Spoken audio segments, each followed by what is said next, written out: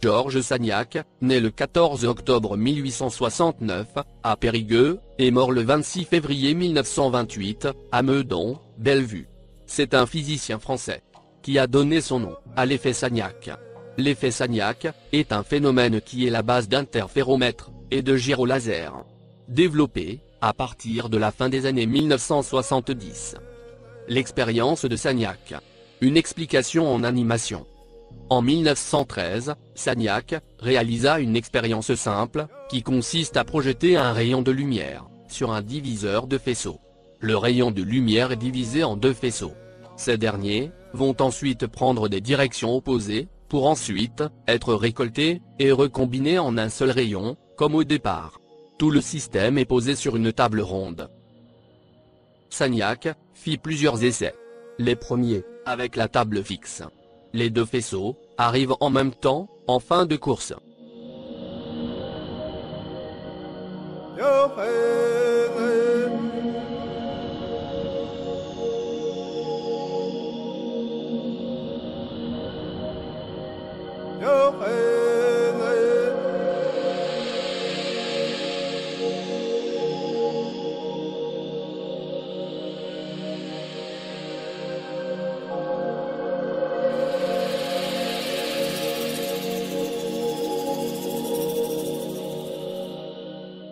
Ensuite il fait tourner la table, à 2 tours, par seconde.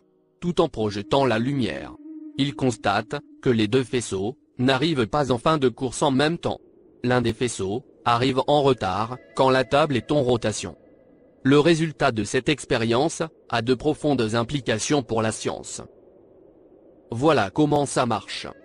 Sur cette représentation, les deux faisceaux sont colorés en rouge et bleu, pour bien les distinguer. Un rayon lumineux est projeté par une source, qui est située dans le coin en bas à gauche. Ce rayon lumineux arrive à un diviseur, qui se trouve au milieu de cette représentation. Le diviseur partage ce rayon de lumière, en deux faisceaux, colorés ici, en rouge et bleu. Les deux faisceaux prennent des directions opposées. En fin de course, ils reviennent au diviseur.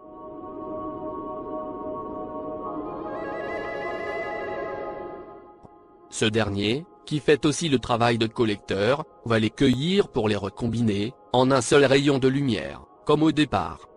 À partir de là, les deux faisceaux réunis vont être dirigés vers une plaque photographique, qui procède à l'enregistrement des franges.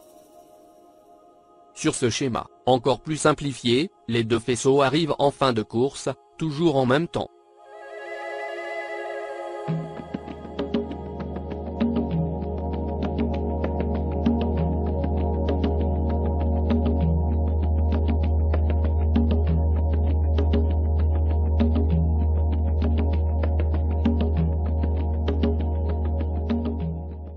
Maintenant, en faisant tourner la table, voyons ce qui se passe. Mais avant, il faut savoir que deux scientifiques, appelés Michelson et Morley, ont fait une expérience en 1887, dont le but était de détecter le mouvement de rotation de 30 km par seconde de la Terre, en tenant compte de la présence de l'éther.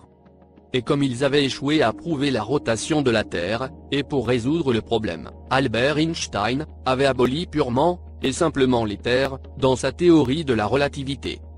Le résultat fondamental espéré de Sagnac était de prouver l'existence de l'éther. Et avec cette expérience, il arriva à le prouver. Voyons maintenant comment il a procédé. La base essentielle de la relativité prétend que comme il n'y a pas d'éther la lumière s'éloigne d'une source, à la même vitesse, que cette source, soit en mouvement, ou pas. En clair, que la table tourne, ou pas, les franges d'interférence devraient rester inchangeables. Mais dans le cas où l'éther existe, une fois que la lumière aura quitté la source, sa vitesse sera contrôlée par la présence de l'éther.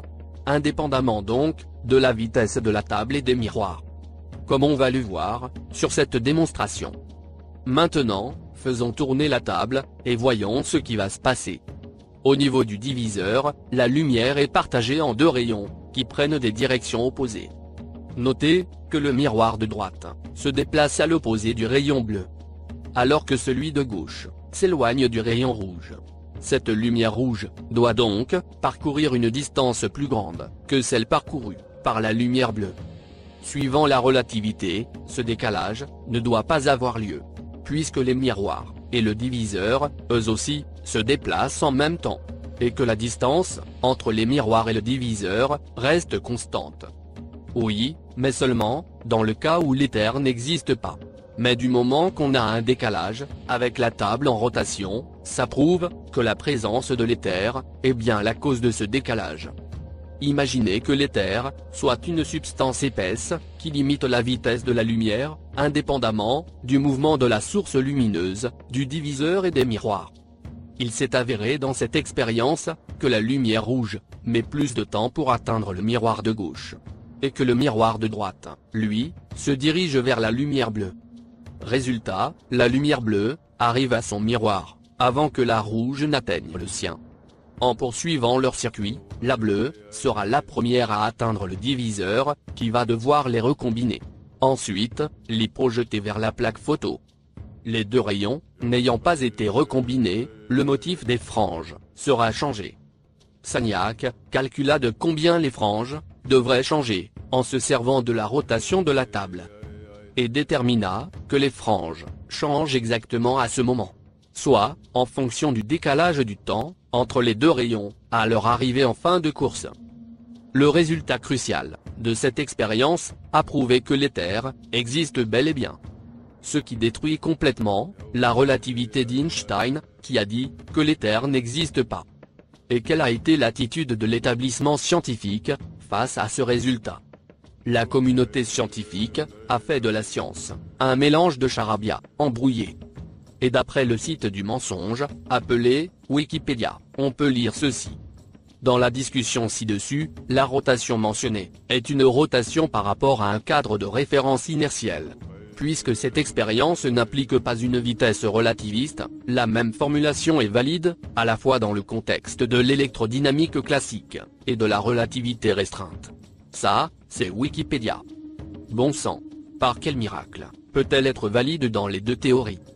L'expérience de Sagnac prouve clairement que l'éther existe, puisque la vitesse de la lumière est contrôlée par ce dernier.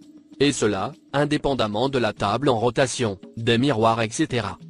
Cet effet Sagnac est utilisé par les compagnies aériennes dans le fonctionnement de leurs boussoles.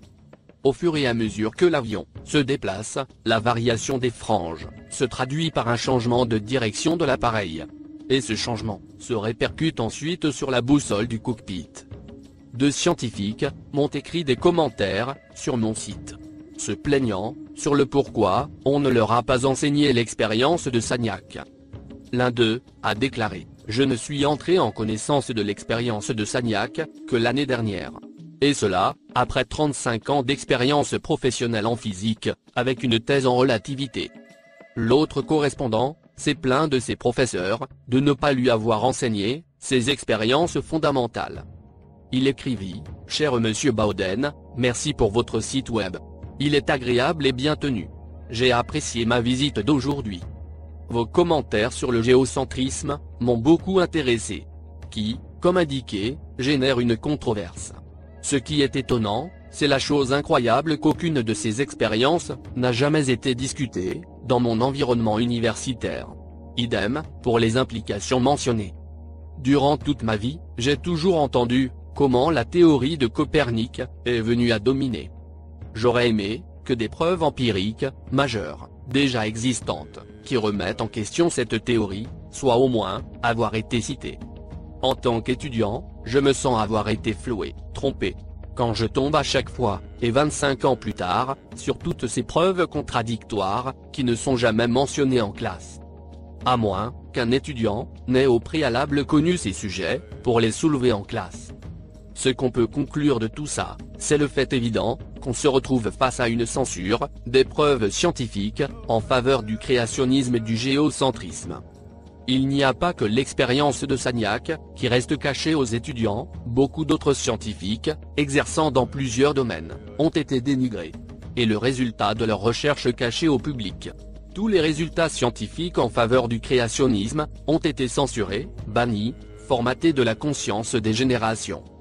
On ne veut pas d'un public créationniste. On veut un public ignorant, abruti, pervers, qui se laisse guider par le bout du nez, afin de pouvoir le manipuler facilement. Une humanité sans Dieu, et comme du bétail, dans un enclos. Pour plus d'informations, visitez le site web mbawden.info. Merci de votre attention. Salam.